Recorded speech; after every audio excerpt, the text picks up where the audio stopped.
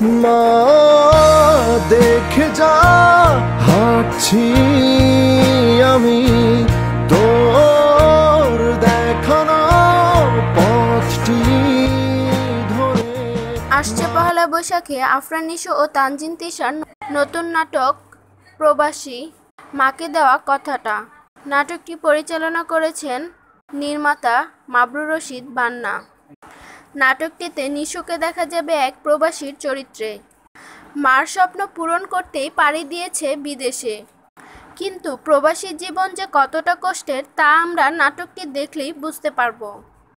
অবশেষে তার মাকে দেওয়া কথাটি কি সে রাখতে পারবে, তা জানতে হলে চোখ রাখতে হবে এই পহেলা বৈশাখে ধূপছায়া এন্টারটেইনমেন্ট ইউটিউব চ্যানেলে। আফরান নিশোর প্রবাসী জীবন নিয়ে আপনাদের এক্সাইটমেন্ট আমাদের সাথে শেয়ার করুন। এছাড়া ভিডিওটি ভালো লাগলে লাইক, কমেন্ট এবং শেয়ার